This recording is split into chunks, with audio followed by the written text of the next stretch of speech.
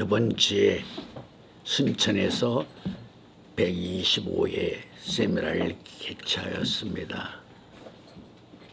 다음 주 목요일 날은 합천에서 126차 세미나를 진행하게 됩니다. 네, 세미나의 과정을 통해서 제가 많은 대화는 나누지 못하지만 그래도 언뜻 목사님들이 저에게 질문을 하는 경우가 있습니다. 말씀을 끝나고 났는데 저한테 붉은 용이 누구이신지 아십니까? 묻더라고요. 그래서 좀 너무 생소하다. 하나님의 종들이라면 붉은 용을 모르는 사람이 어디 있어요?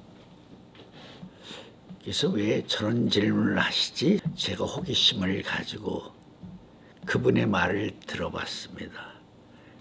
붉은 용이죠, 내가.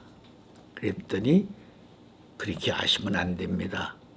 붉은 용은 교황입니다. 옛날 교황이 믿는 사람들을 마녀 취급해서 마녀 사냥을 했기 때문에 교황이 붉은 용입니다. 그럼 예수님을 누가 죽였죠? 가야바, 안나스 두 사람의 대제사장을 중심으로 한 율법적으로 정한 이스라엘의 제사장들이, 서기관 바리새인들이 예수님을 죽였죠. 그런 죄의 경중으로 굳이 붉은 용의 그 정체를 분간해 본다면 누가 붉은 용이에요? 설사 그들이 말한 것처럼 마녀 사냥을 하던 그 당시에는 교황의 붉은 용이 될 수 있었다고 합시다. 그렇다면 예수님 때는 누가 붉은 용이에요? 예수님을 죽인 사람들이 붉은 용을 대리하고 있는 사람들이죠. 그런다고 마녀 사냥을 할 때 교황들에게 역사하기 위해서 붉은 용이 이 땅에 왔습니까? 오지 않았습니다. 예수님 때도 분명히 사단이 번개처럼 떨어진 것을 내가 보았다. 예수님 때도 붉은 용은 이 땅에 오지 않았어요. 붉은 용 대신 누가 왔어요? 사단이 왔어요. 마귀를 지원해주기 위해서. 저 어르신들이 옛날에 가끔 이런 말을 했습니다. 호랑이 담배 피우던 시절. 그렇죠. 그런 말을 했었어요. 그러니까 그저 현실에 맞지 않는 멀고 먼 옛날 이야기라는 뜻이죠. 오늘날 목사님들이 호랑이 담배 먹던 시절의 이야기를 그대로 믿고 있다는 거죠.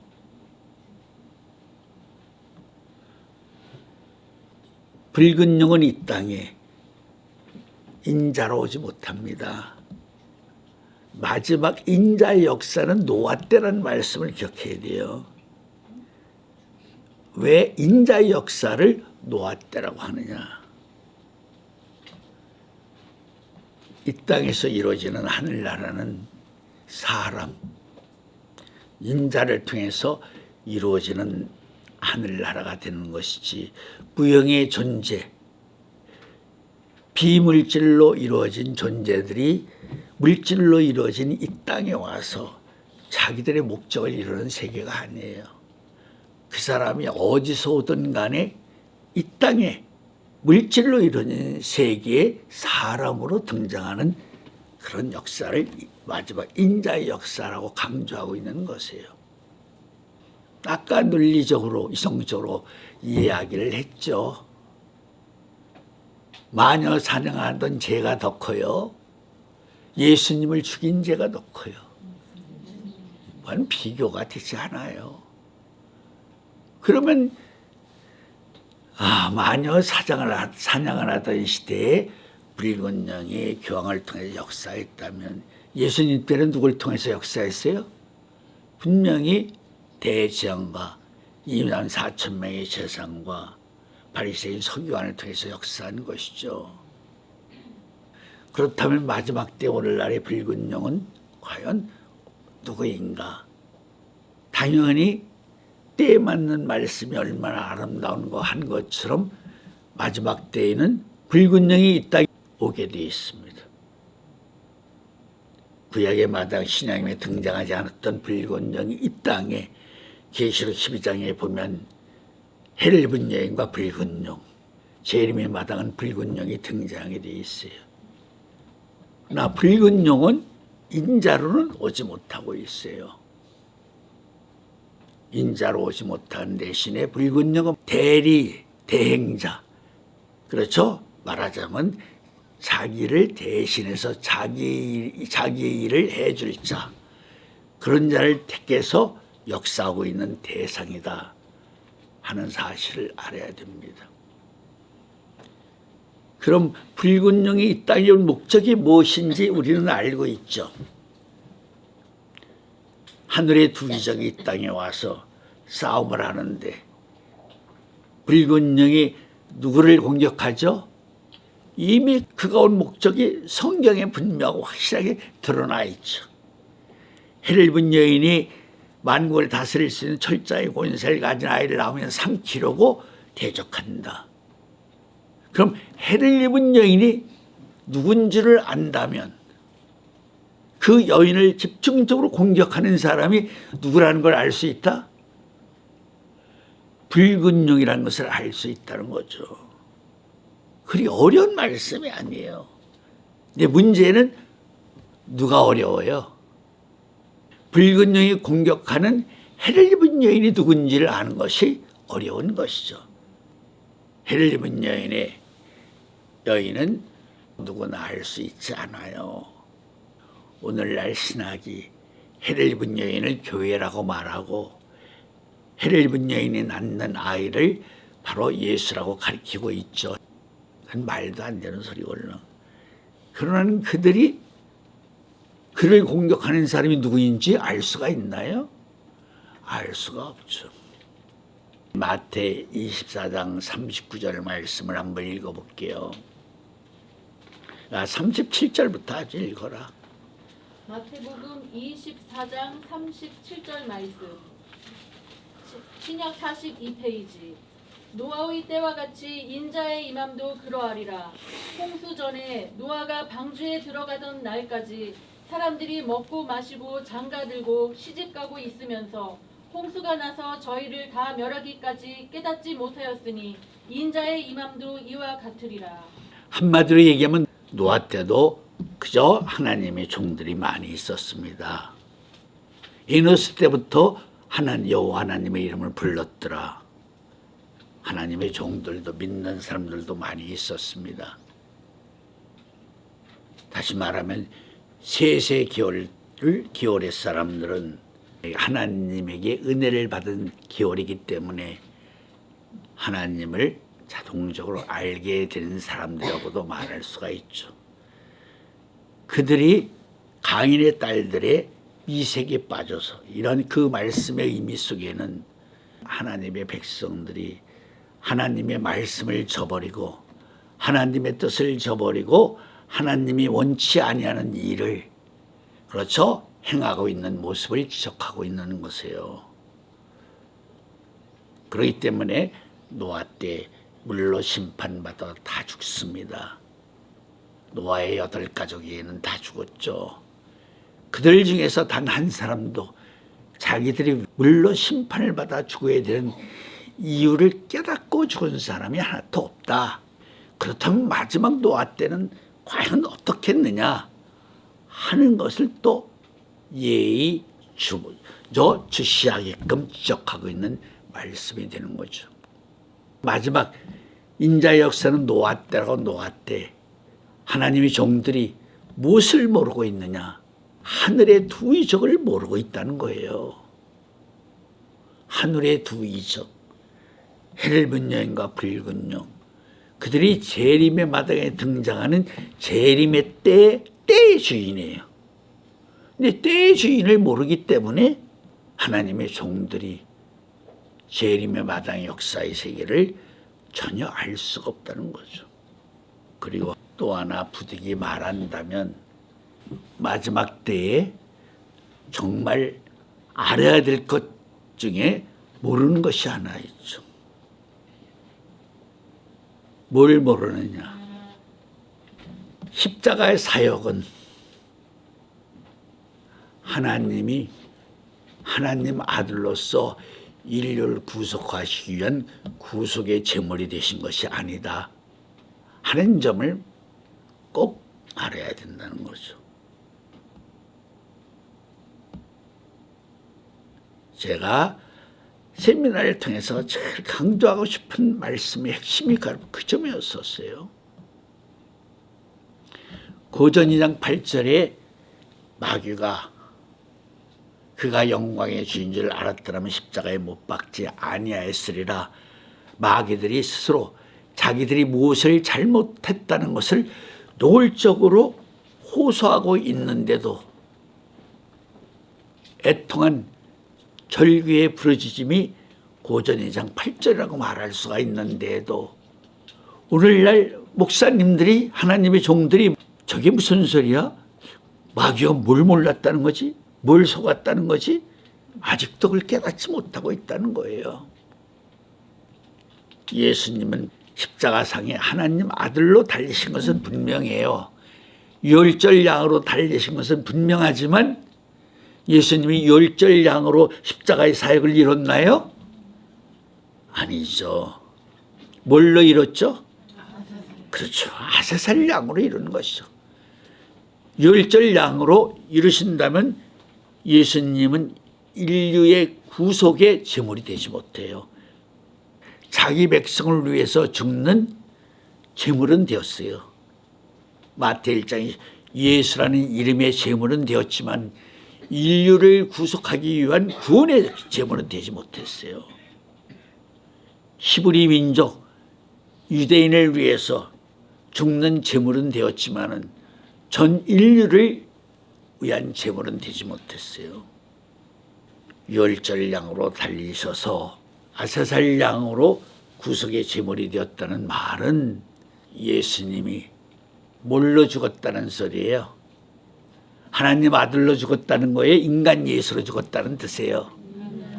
인간 예수로 죽었다는 뜻이에요. 인간 예수로서 십자가 사역 내가 다 이뤘다고 하시는 것이에요.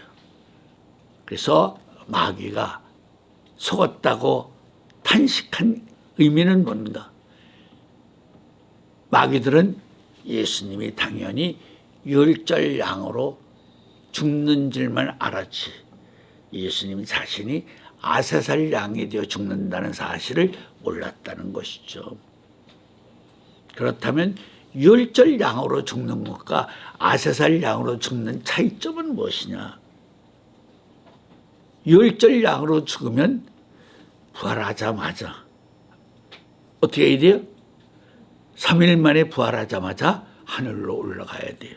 하나님 아들로 죽었기 때문에 하나님 아들이 부활했다는 말은 영육간의 부활이기 때문에 그것은 뭐예요? 영육을 가지고 있긴 하지만 물질로 이루어진 이 세상 사람들에게는 절대 영육간에 부활하신 그분의 성체를 볼 수가 없는 것이다. 물질로 이루어진 우리는 그분이 스스로 자기를 나타내어 주기까지는 그분이 옆에 있어도 보이질 않아요. 그렇기 때문에 하나님 아들로 죽었다면 그분은 부활하자마자 이 땅에 하루도 있지 못해요. 부활하자마자 하늘로 승천을 하셔야 돼요. 왜? 물질로 이루어진 이 땅 위에 비물질로 이루어진 영광의 존재가 상자가 이 땅에 있다는 것은 하나님이 스스로 자기 뜻을 저버리는 행위가 되는 것이에요. 그렇기 때문에 부활하자마자 올라가게 되어 있는 것이에요. 마귀도 그것을 원하고 있었어요. 그래서 마귀도 예수님을 더 이상 이 땅에 두어서는 안 되겠다는 판단하에서 가룟 유다의 마음에 예수님을 팔려 하는 마음을 넣어줬더라. 마귀가 넣어준 것이 예수님이 넣어준 것이 아니에요. 알아서 잘 성경을 봐야 돼. 그냥 마귀가 그 마음을 넣어줬기 때문에 그걸 아서는 예수님이 내 할 일을 빨리 해라. 예수님은 그렇게 말씀하신 것이지 자기를 팔려는 마음을 예수님 자신이 가룟 유다에게 넣어준 것이 아니에요. 예수님을 더 이상 이 땅에 두어서는 도저히 안 돼요. 예루살렘 성전이 안식일 날 찾아오는 사람이 없어요. 예수님을 따라 이동하고 있어요. 믿는 하나님의 백성들이 수만 명이 갈리로 가시고 강으로 들로 그분이 말씀하시는 곳에는 다 수만 명이 따라다 움직이게 돼 있어요. 그래서 마귀의 입장에서도 차라리 저분이 원하는 대로 창세기 3장 15절에서 말한 대로 우리가 그렇게 저분이 하시고자 하신 일을 빨리 하게끔 하고 저분을 올려보내는 것이 낫다. 그런 판단을 갖게 되는 것이에요. 그 판단의 저희는 이런 뜻이 있는 것이에요. 하나님이 택한 선민 이스라엘 백성들은 차라리 내어질 망정 지옥의 뗄감 같은 이방을 대신 내가 삼키는 것이 소나기에 넣는 것이 더 낫다. 장사꾼의 상술적인 속셈처럼 마귀도 그렇게 판단을 한 것이에요. 그래서 당연히 부활할 것도 알죠. 마귀 어리석은 인생들은 모르지만 그랬는데 부활하셨는데 올라가는 걸 못 봤어요. 마귀가 깜짝 놀란 거예요. 이게 무슨 일이야? 왜? 공중의 권세를 잡고 있죠. 붉은 영이. 예수님이 부활해서 올라간다면 당연히 첫째 하늘을 거쳐 올라가게 돼 있어요. 근데 올라오질 않아요. 그 순간 마귀가 깨달은 것이에요. 우리가 속았구나. 하나님 아들로 죽지 않고 결국은 인간 예수로 죽었구나 하는 사실을 알게 된 것이에요. 인간 예수로 죽는 것과 하나님 아들로 죽는 것, 이 땅에 있는 인간 예수로 죽으면 이 땅에서 호세아 1장에 보면 응한다는 말이 있어요. 자, 읽어주세요. 여호와께서 가라사대 그날에 내가 응하리라. 나는 하늘에 응하고 하늘은 땅에 응하고 땅은 곡식과 포도주와 기름에 응하고 또 이것들은 이스라엘에 응하리라. 우리가 칠수를 영적 완전수라고 그러죠. 하늘의 삼수와 땅의 사수가 합친 수. 땅의 사수로부터 인정을 받았기 때문에 예수님이 마귀에게 도전할 수 있는 기회를 얻는 것이죠. 40일 금식을 했기 때문에 땅의 사수가 땅에 있는 만물들이 또 그 만물들을 통해서 하늘이 또 천사들이 동서남북 팔달수 사수가 인정을 해야 땅에서 뭐가 되는 거예요. 땅에서 인정받는 하나님 아들 같은 존재가 되는 것이에요. 땅에서 인정을 받았기 때문에 사수가 인정을 해야만이 뭐가 이루어진다? 부활이 이루어질 수 있는 것이에요. 땅이 인정해야만, 즉 다시 말하면 이런 소리예요. 가인이 아벨을 쳐 죽였어요. 아벨의 피가 땅에 떨어졌어요. 근데 피를 보니까 의인의 피예요. 그래서 땅이 아벨의 피를 받았다. 그래서 아벨의 피를 받고 땅이 하나님에게 호소했잖아요. 왜? 의인의 피가 아니면 땅이 호소해 주나요? 호소해 주지 않아요. 이건 죽어야 될 마땅한 인간의 피니까. 아벨의 피는 의인의 피였었어요. 그래서 땅이 하나님에게 호소하죠. 그렇죠? 그래서 로마서 8장에도 만물들이 탄식한다 하는 말씀이 있는 것이에요. 왜? 만물들도 하루속히 이 땅에서 하나님 아들 같은 자가 태어나기를 기다리고 있어요. 그래야 그 아들이 받는 영광의 자유 속에 만물들도 자기들이 그 자유를 누릴 수 있기 때문에 그런 하나님의 아들들이 나타나기를 땅이 간절히 바라고 있는 것이에요. 지금도 바라고 있는 땅의 사수 속에서 예수님이 부활의 능력으로 하나님 아들로 인정받았다는 거죠. 여기서 인정받았다는 그 인정 속에는 첫째, 땅의 사수가 인정했다. 땅의 사수가 인정하면 땅에 소속되어 있는 만물들도 당연히 인정하게 돼 있죠. 땅이 인정하니까 씨알, 나무, 풀 모든 것들이 뭐예요? 땅의 본질 속에서 존재하는 것들이기 때문에 땅 위에 있는 만물들은 땅보다는 영광이 비중이 작은 자들이죠. 땅이 인정하면 만물들도 다 인정하게 돼 있고 그 위의 것들도 다 인정하게 돼 있다.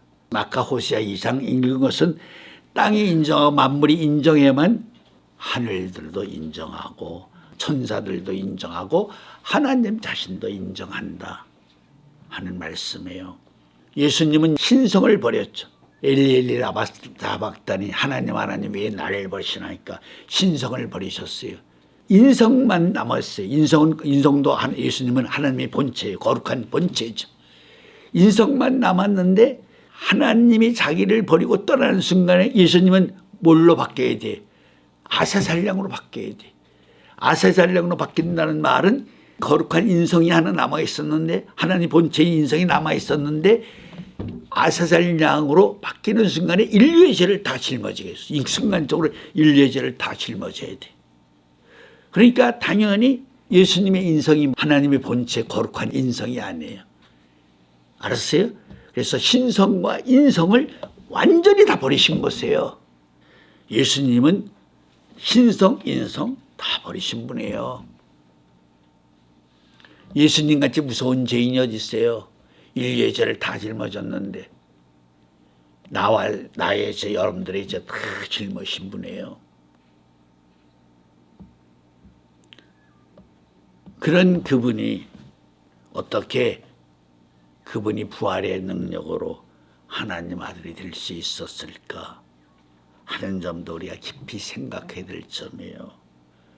그런 분이 어떻게 수월에 들어가셔서 노아 때 이후에 죽은 물심만 받은 모든 영혼들에게 생명의 부활로 의인의 부활로 구원받고 구원받을 수 있는 그런 산자의 말씀을 전할 수 있을까? 그런 과정을 풀어낼 수 있는 비밀의 키가 바로 누가복음 12장 50절 내가 받을 세례가 얼마나 답답한 것인 줄 아느냐. 그 말씀을 통해서만이 여러분들이 죄를 짊어진 예수님은 더 무서운 죄인이 어디 있어요? 그런 분이 어떻게 세월에 들어가서 어떤 사람은 의인의 부활로 어떤 사람은 생명의 부활로 구원시킬 수가 있어요. 말이 안 되지. 말도 안 되는 소리지. 그럼 그 문제를 어떻게 설명할 수 있을 것인가? 그 문제를 설명하려면 예수님이 실언의 말씀을 외침으로 말미암아 예수님이 뭘 받았다? 세례를 받았다. 예수님이 세례를 받는다는 말씀이 이런 소리예요. 실제로 실언의 말씀은 그래서 살아있는 동안에 하시는 최후의 말씀이 되는 거죠. 그 말씀을 마치는 순간은 뭐예요? 마치는 순간은 죽음이죠. 마치는 순간 다 이뤘다. 내 영혼을 받아 주시옵소서 하고 예수님은 운명하셨어요. 이 말의 의미는 이런 뜻이 담겨 있는 것이에요. 예수님이 아버지와의 약속의 관계에 있어서 십자가의 사역을 이루시는 저 관계적인 입장에서 어떻게 해야 돼? 내가 내 영혼을 속건제물로 산제사를 드리라. 이사야 53장 10절 말씀이죠. 그 말은 내가 일곱 말씀에 대하여 모든 전적인 책임을 다 짊어지고 내가 일곱 말씀을 일곱 우리를 바라라. 그렇게 한다면 내가 너에게 세례를 주겠다. 그 관계적인 입장이 이미 겟세마네 동산에서 감춰진 부분에서 아버지께서 예수님에게 주신 약속의 말씀이었어요. 세례도 분명히 세 가지의 세례가 있어요. 중생일을 지켜주는 세례, 성화를 시켜주는 성령의 세례. 분명히 세례요한이 그랬죠. 나는 물로 세례를 주지만 내 뒤에 오시는 분은 너희들에게 불과 성령으로 세례를 주신 분이 있다. 성령의 세례가 있다는 것을 우리가 알죠. 그러나 예수님이 말씀하신 누가복음 12장 50절의 세례는 뭐예요? 성령의 세례가 아니에요. 자기의 영혼을 속건제물로 산제사를 드리는 가운데 받는 세례예요. 그러니까 말하면 짐승을 제물로 바치는 것처럼 자기의 몸과 혼과 영을, 자기를 정말 하나님에게 산제물로 바칠 때 그 바쳐지는 그를 위해서 하나님이 주시는 세례를 말하는 것이에요. 세례에도 세 가지의 세례가 있는 것이에요. 세례를 받았기 때문에 예수님이 소홀에 들어가셔서 생명의 부활과 의인의 부활로 구원받는 사람들에게 때에 맞는 복음을 통해서 그들을 구속하셨다. 그래서 마태 27장에 보면은 영육간에 부활한 사람들이 거룩한 성에 들어가서 자기 몸을 보여줬다는 말씀이 있으면 한번 읽어봐. 마태 27장에 있는 말씀이야. 마태복음 27장 52절 말씀. 신약 50페이지. 무덤들이 열리며 자던 성도의 몸이 많이 일어나되 예수의 부활 후에 저희가 무덤에서 나와서 거룩한 성에 들어가 많은 사람에게 보이니라. 보였던 뭐 자기 몸을 보였다는 거죠. 다시 말하면 제가 정말 심져 말하고 있는 부분은 이런 뜻입니다. 예수님은 한마디로 우리를 위해서 히브리 6장 20절 우리를 위해서 글리 들어가셨다고 그랬죠. 우리를 위해서 예수님이 하나님 아들로서 십자가 사역을 이루지 않고 우리와 똑같은 인간으로서 십자가 사역을 이루심으로써 그가 부활의 능력으로 하나님 아들로 인정받았다. 인정. 얼마나 놀라운 표현이에요. 하나님이신데 예수님은 하나님의 본체 영광의 광채예요. 참 하나님이시고 하나님은 한 분밖에 없죠. 에베소 4장 5절 6절도 그렇고 다른 말씀에도 분명히 예수님은 하나님은 한 분이에요. 한 분이신 하나님이 이 땅에 오셔서 인류를 위해 십자가 사역을 완성 이루셨다면 더 큰 영광을 드려야 될 그분인데 왜 그제서야 하나님 아들로 인정받았다고 하느냐. 얼마나 놀라운 난해한 말씀이냐 그 말이죠. 지금 하고 있는 이 말씀을 모르면 사람들은 알 수가 없어요. 알 수가 없으니까 그냥 하나님 아들로 우리를 위해 십자가를 짊어지시고 우리를 위해 십자가 사역을 완성하셨기 때문에 우리가 예수님의 이루신 그 구원의 길을 통해서 생명의 길을 통해서 우리가 다 구원받는 것이다. 그렇게 말하죠. 여러분들 그 말이 얼마나 난해하다는 것을 깨달을 줄 알아야 돼요. 하나님 아들이 인류를 구원하려면 처음부터 그런 방법을 택할 필요가 없어요. 선악나무 열매를 하와가 먹을 때 예이 먹지 말래도 왜 먹어? 간섭하면 끝이에요. 하나님 자신이 이 땅에 하나님 아들로 오셔서 자기가 믿음으로 뜻을 세우신 그 뜻을 말씀으로 창조하신 창조주 하나님이 자기 스스로 자기가 그 목적을 이룬다면 굳이 뭐 인간들을 통해서 역사할 필요가 뭐가 있어요? 자기가 하신 거 아니지. 그러니까 하나님이 아들이 십자가를 졌다. 우리를 구원했다. 이 말의 의미가 얼마나 잘못된 것인지를 깨닫는 자가 마지막 노아 때도 없다는 거예요. 그걸 못 깨달은 사람은 하나님 뜻을 전혀 모르는 사람들. 창세기 18장 18절마다 하나님은 아브라함의 후손을 통해서 자기의 의와 공도로서 하나님의 뜻을 이루는 것이 뭐예요? 만세 전부터 준비된 하나님의 구원 계획이고 뜻이다. 그래서 히브리 2장 누구를 구원하기 위해서 한번 읽어봐. 히브리서 2장 16절 말씀, 신약 354페이지.